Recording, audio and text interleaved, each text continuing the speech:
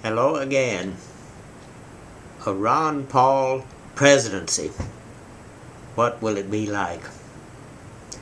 I want us to think of several things. Point one. The most important thing in a leader is not that that person necessarily agrees with you, whether it be in a bombastic way or an obsequious way, which a lot of them would do.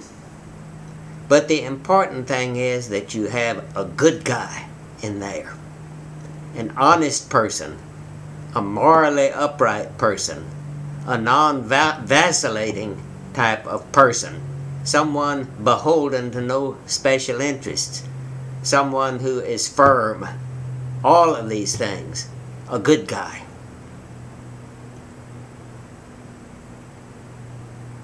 I think we've been hurt by the partisanship that says goodness is not nearly as important as our political affiliation.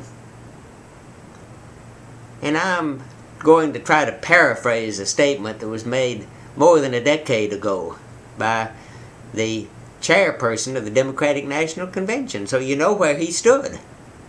But he said something like this. He said, when I first arrived in this town, it was very simplistic where the division was. It was us and them based on political ideology. But as the time passed, I realized that the important thing was the good guys versus the bad guys. And you know there are a lot of good guys on both sides of the aisle, and these are the kind of people that are sought in government in these particular times rather than those who are chosen by political ideology. We need a nation with this kind of division, because some of the good guys have been tainted by the influence of the bad ones. You're not going to get with Ron Paul any kind of partisanship or duplicity or divisive elements or rancor. You're going to get someone that you can live with, whether you agree with them politically or not. And the second thing that we need to be aware of, and I'm going to inject something myself, my own words, I may mispronounce this. Some of you have said the same thing, maybe in a different way. But I think the American government today is inflicted with what I would call a government version of the Munchausen by proxy syndrome. You know, this terrible thing where a parent will harm, sometimes fatally, a child, so that they can gain some kind of approbation by responding to the tragedy that they created. And the government is spending so much of its hoopla, so much time, so much effort in acting like it's correcting its own mistakes.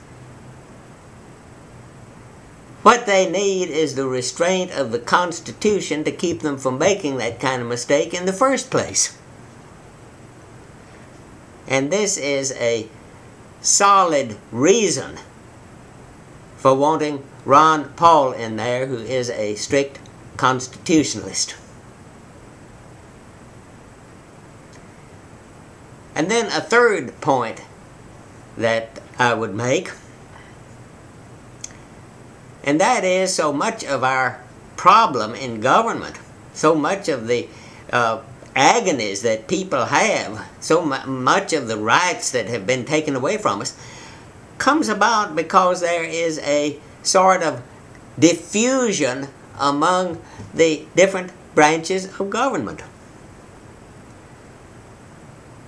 The worst pundits out there the ones with the worst case scenario about Ron Paul would say, oh, he's going to veto everything that comes across his desk. Well, that's an exaggeration, of course. But if he did, he would solely be operating within the jurisdiction and the expectation of the executive branch of the government. He would not be making a legislator out of himself. That is the task of somebody else. That is the obligation of what the legislation is supposed to do. And they feel stymied, they feel fearful, they feel angered. They are responding by what they feel like is a removal of their opportunity to dream dreams, to have visions, to be about the work they're supposed to do. So however you look at it, what Ron Paul will be doing is empowering the legislation as it has not felt empowered in a long, long time, because he is staying out of their business. That's what is constitutional. And certainly the courts are capable of updating an interpretation of anything that ever comes up based on the Constitution. And then there is another factor that I want to throw out. Maybe this is the most important one.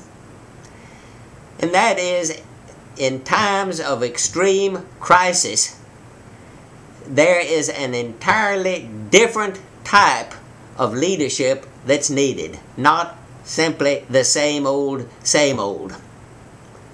Some of the political analysts and historians have said that Abraham Lincoln and Winston Churchill would have been totally unelectable had it not been for the crises that were looming over their nations. And so what you have to do is think out of the box at a time of crisis. And we are in that time of crisis now, more than we have been in decades. And you need totally a different kind of leadership. Ron Paul would not have been electable several years ago. Now this is precisely what you need. And so you have to put away a lot of the old stereotypes that you have of what kind of a beautiful, glib speaker do you need to persuade you to, all of this sort of thing. You need to think out of the box. This is quite a different nation than it has been in times past. But that Constitution comes up to the present, and it empowers us. So this is a real opportunity for us to see what we can do with the kind of leadership that we have to have today. And so I say, as I have said before, the time is here. The time for that individual, the time for that program, the time for President Ron Paul and the American Constitution to take us out of this area of discord and anguish and divisiveness and rancor and all of these things, and to bring us to a new vision for America. President Ron Paul and you bringing him into the White House. Go for it.